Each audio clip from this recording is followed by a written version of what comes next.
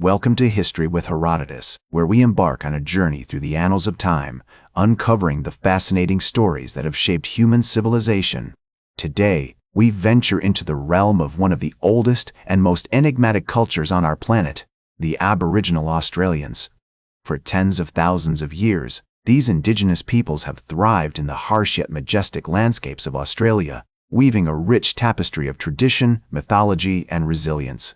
It is believed that the first humans to set foot on Australian soil were migrants from the Indonesian archipelago, who made the perilous journey across the sea via the islands of Papua New Guinea and the Torres Strait. These early travelers would have encountered a land vastly different from the one we know today, with lush forests, teeming wildlife, and a climate that was both familiar and alien. The earliest known human remains in Australia date back to around 42,000 years ago, discovered in the depths of Lake Mungo, a dried-up lakebed in western New South Wales. The discovery of these ancient bones has provided a tantalizing glimpse into the lives of Australia's first inhabitants, who would have lived in small, nomadic groups, eking out a living from the land through hunting, gathering, and fishing. As the millennia passed, the population of Australia grew, and with it, the development of complex societies, cultures, and traditions. The Aboriginal Australians began to craft their own unique identity, shaped by the harsh yet beautiful environment in which they lived. They developed a profound understanding of the natural world, honing their skills as hunters, gatherers, and fishermen, and creating intricate networks of trade and social relationships that span the continent. The Dreamtime, a complex and multifaceted concept that underpins Aboriginal spirituality, began to take shape during this period. The Dreamtime is a realm that exists outside of the linear progression of time, where the past, present, and future converge. It is a world of ancestral beings who created the land, the animals, and the people, and continue to influence the lives of Aboriginal Australians to this day. As we move forward in our narrative, we find ourselves on the cusp of a new era in Australian history, one that would be marked by significant cultural, social, and environmental changes.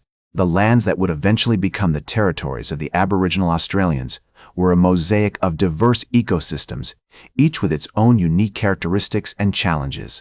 As the Australian landscape continued to shape the lives of its indigenous inhabitants, the Aboriginal Australians began to develop a rich cultural heritage marked by significant events that would define their history. One such event was the emergence of complex trade networks, which spanned the continent and facilitated the exchange of goods, ideas, and stories. For example, the Pitjantjatjara people of Central Australia traded precious stones, such as opals and turquoise, with the Yolngu people of northeastern Arnhem Land, who in turn shared their knowledge of coastal resources like fish and shellfish. Around 30,000 years ago, Aboriginal Australians began to develop sophisticated tools, such as the boomerang and the spear thrower, which allowed them to hunt more efficiently and expand their diets. The introduction of the dingo, a wild dog native to Australia around 20,000 years ago, also had a significant impact on Aboriginal Australian culture, as it became an integral part of their hunting practices and spiritual beliefs. As one elder from the Walpiri people once said, "The dingo is our brother, our companion in the hunt, and our friend in times of need." As the climate changed and the environment shifted, Aboriginal Australians adapted and innovated, developing new technologies and strategies to cope with the challenges they faced. For instance, during the last ice age, which ended around 12,000 years ago, many Aboriginal Australian groups developed more specialized hunting practices, such as driving animals off cliffs or into narrow valleys where they could be more easily killed. This period also saw the emergence of complex rock art, which depicted stories of ancestral beings, hunting scenes, and other important events in Aboriginal Australian history. The Holocene era, which began around 10,000 years ago, marked a significant shift in Aboriginal Australian culture as the climate warmed and the sea levels rose, flooding coastal areas and creating new landscapes. This period saw the development of more complex social structures, with the emergence of larger groups and more formalized systems of governance.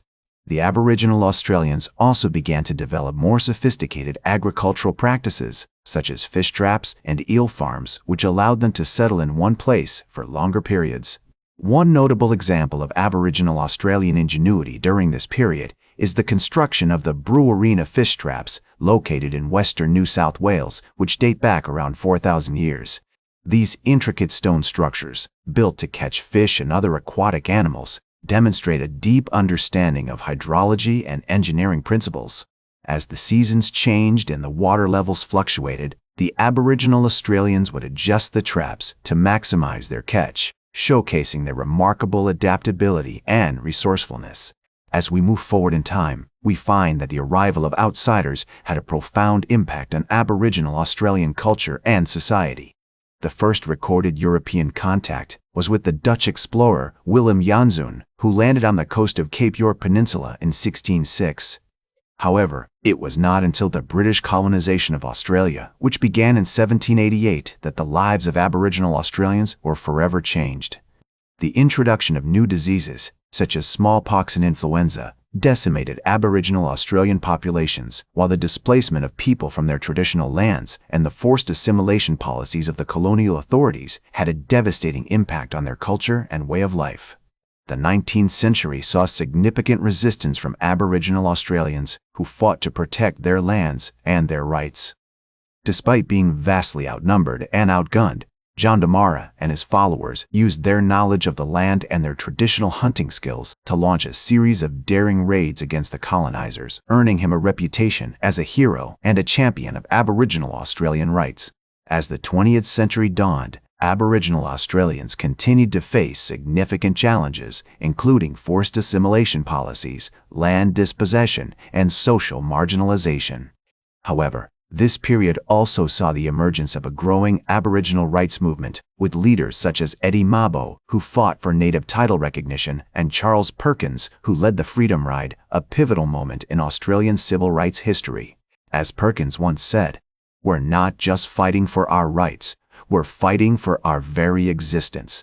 The 1967 referendum, which saw over 90% of Australians vote to amend the Constitution to include Aboriginal people in the census and allow the federal government to create laws for them, marked a significant turning point in the struggle for Aboriginal rights. The 1970s and 1980s saw the establishment of key institutions, such as the Aboriginal Tent Embassy in Canberra and the National Aboriginal Conference, which provided a platform for Aboriginal voices to be heard. The Royal Commission into Aboriginal Deaths in Custody, established in 1987, shed light on the systemic injustices faced by Aboriginal Australians, including disproportionate incarceration rates and police brutality. The Commission's findings led to significant reforms, but much work remained to be done. In recent years, Aboriginal Australians have continued to push for recognition and reconciliation, with the 2017 Uluru Statement from the Heart calling for a First Nations voice in the Australian Constitution.